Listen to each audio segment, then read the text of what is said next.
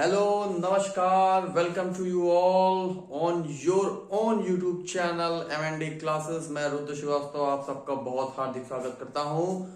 और आज का एक सबसे इंपॉर्टेंट टॉपिक जो हम लोग डिस्कशन करने जा रहे हैं दैट इज कार्ल मार्क्स। जी हाँ, सही सुना आप लोगों ने। इसके पहले अगर आप लोगों को याद हो तो हम लोगों ने डिस्कशन किया था इसके पहले वाले वीडियोस में कि कौन से ऐसे इंपॉर्टेंट थिंकर्स हैं यूजीसी नेट में सोशियोलॉजी में पूछे जाने वाले जिनको हमें सबसे पहले कवर करना चाहिए। उसी में जो फाउंडिंग जो क्लासिकल थिंकर्स हैं उसमें सबसे पहले हमारे आते हैं Karl Marx. He is a very great philosopher and his thought really put forward the message the situation of the workers of the proletariat before the society। उन्होंने वो उनकी थ्योरीज ऐसी थी जिन्होंने सबसे पहले जो मजदूर वर्ग है जो वर्कर क्लास है उसके थॉट्स को सबसे आगे रखा।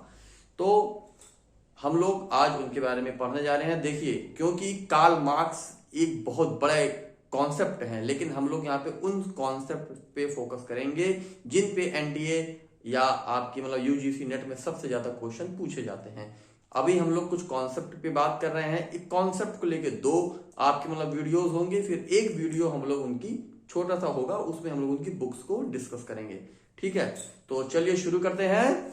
और देखिए, सबसे पहले सोशियोलॉजी में किसी भी थिंकर को पढ़ने के पहले आप लोगों को यह जानना बहुत ही जरूरी है that what is the prime thought of that thinker. किसी भी इंसान को जानने के पहले हमें क्या जानना है, सबसे ज्यादा महत्वपूर्ण है वो ये कि उसका विचार क्या है, उसकी सोच क्या है। तो अगर हम लोग कार्ल मार्क्स का जब नाम सुनते हैं आप लोग और जब कार्ल मार्क्स के बारे में जानते हैं तो कार्ल मार्क्स क्यों फेमस थे, ऐसा क्या था जो हर चीज में कार्ल मार्क्स उस चीज को जो है रखते थे, और वो और कुछ नहीं है, वो है इकोनॉमी।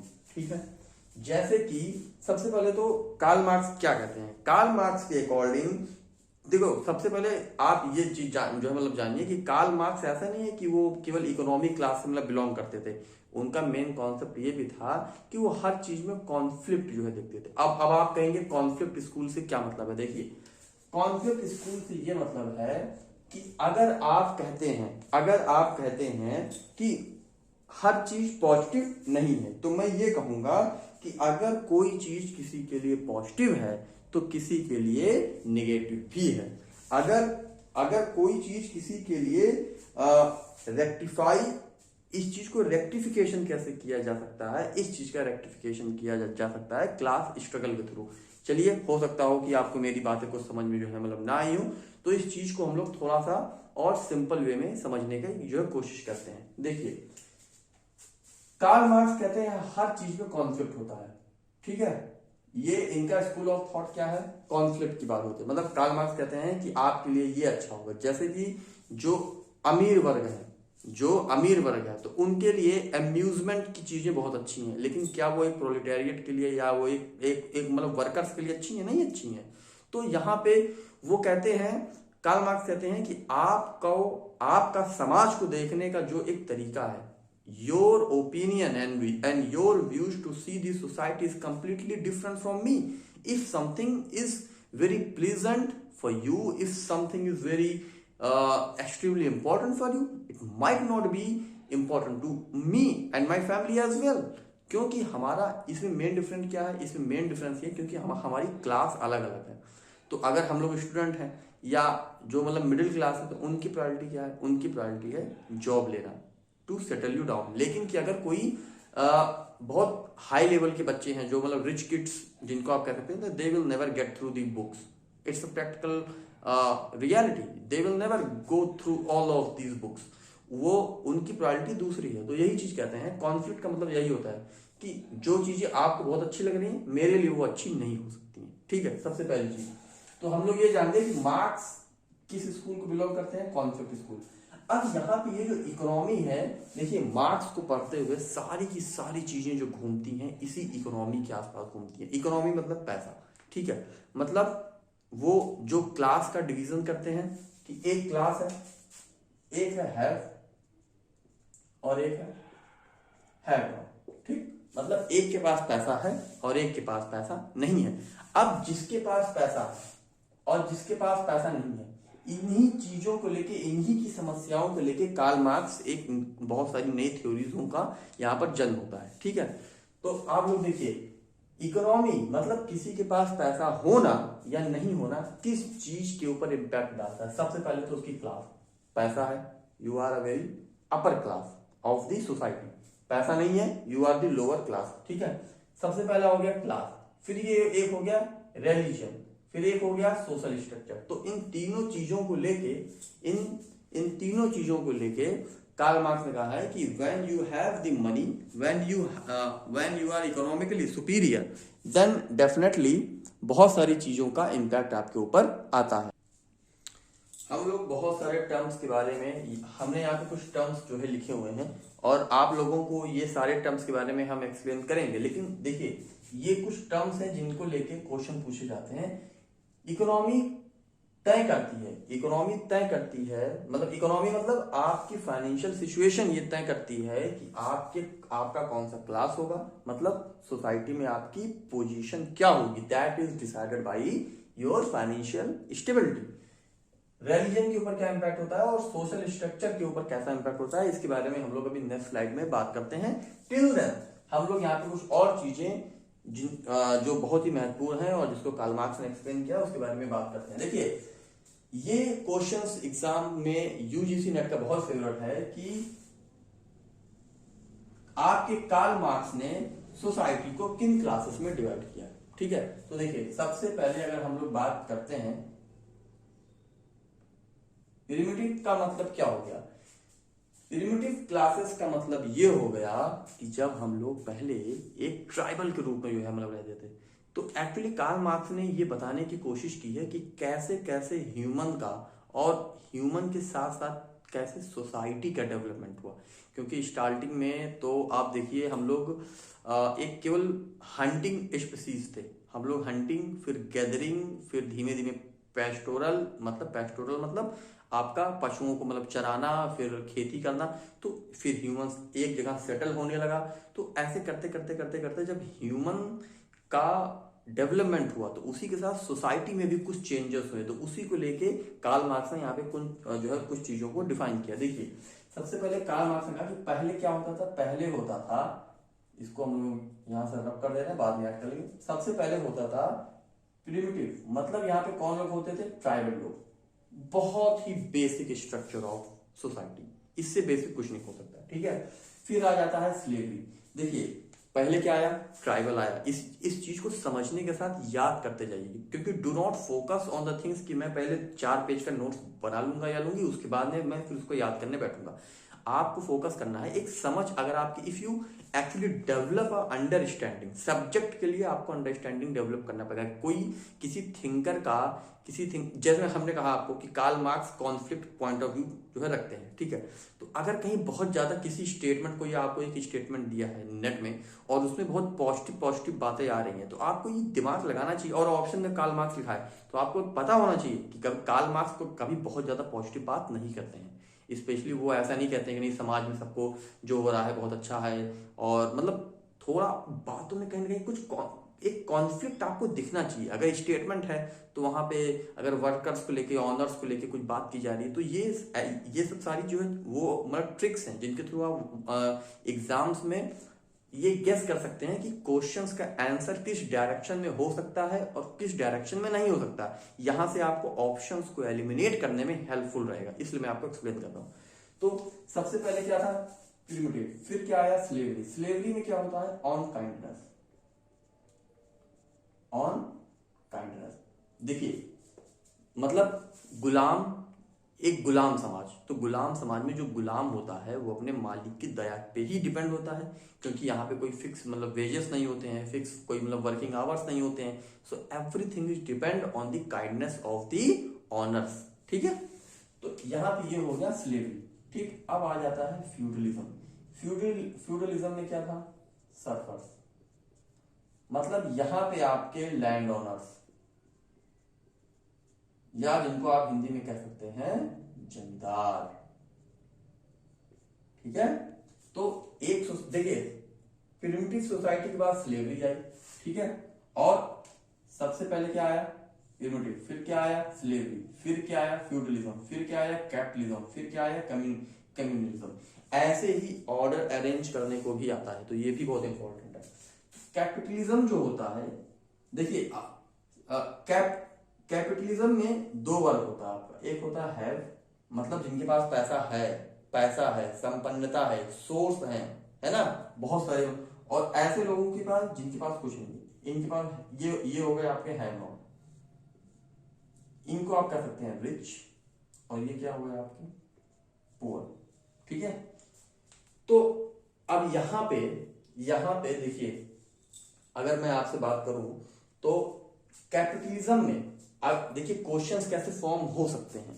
देखिए यहां पे अगर मैं आपसे ये कह दूं, एक बेसिक सा क्वेश्चन है, जैसे एक क्वेश्चन अगर आ जाए कि प्रिमिटिव सोसाइटी में, जो पहले की मतलब प्रिमिटिव सोसाइटी होती थी, ट्राइबल जहां पे होते थे, यहां पे इस टाइप की सोसाइटी में ये हेट्रोजिनस था, ठीक है, या होमोजिनस था।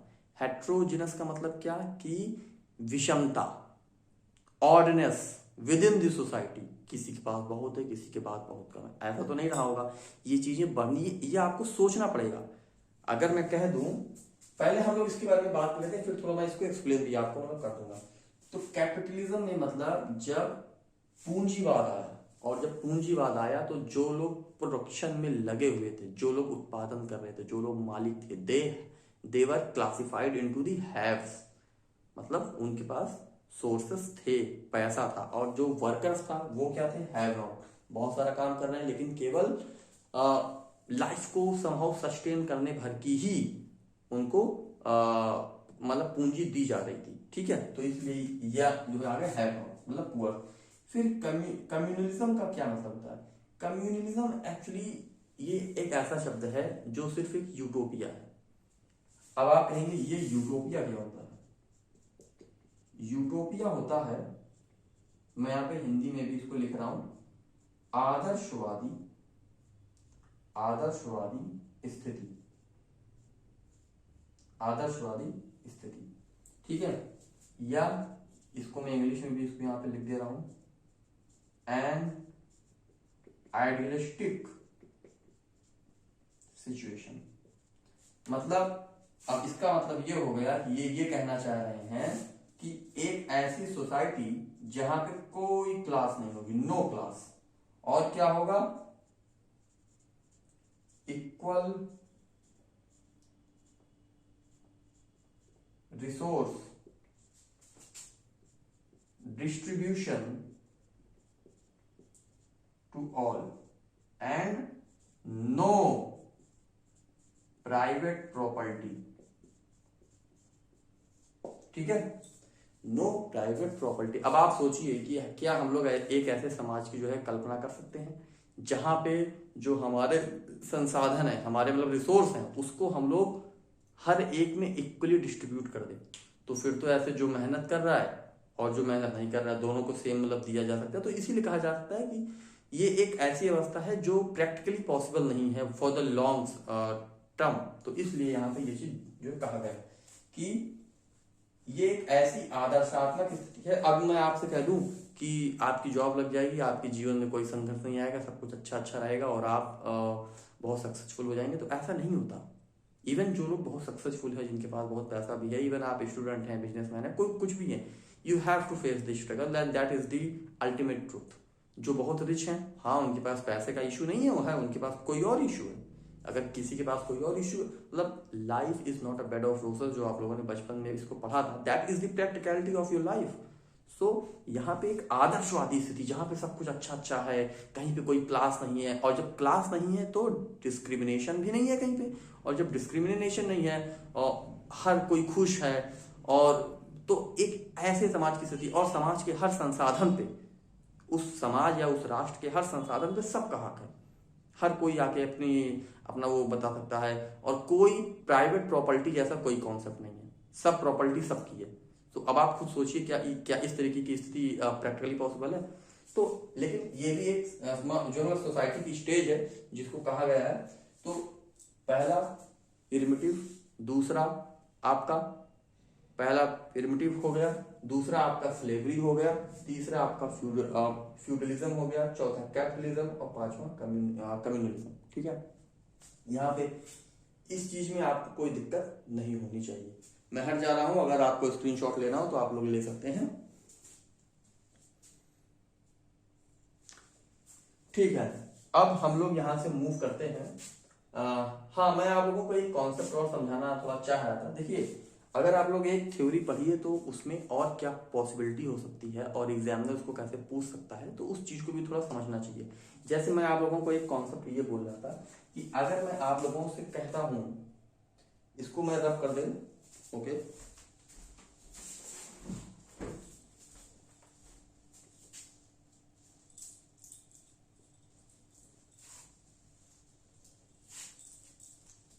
अगर मैं आप लोगों से कह दूं, एक है ट्राइबल सोसाइटी, क्या है, एक है ट्राइबल सोसाइटी, और अब इसके बाद मैं कहता हूं आपको डायरेक्ट कैपिटलिज्म। कैपिटलिज्म, अच्छा, इसके बाद मैं आपको एक और कहता हूं,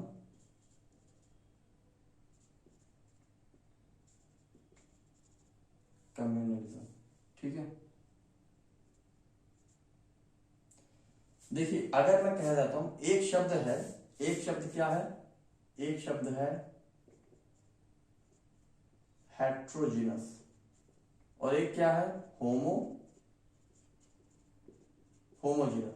हेट्रोजिनस का क्या मतलब होता है, होमोजिनस का मतलब ये होता है जहां पर सब कुछ समान है, जहां पर सब कुछ समान है। ठीक है, इक्वल, इक्वल पोर्शन। ठीक है, और ये यहां पे ऑडिसिटी, ऑडिसिटी मतलब क्या होगा, विषमता, कहीं पे कुछ है, कहीं पे कम है, कहीं पे ज्यादा है।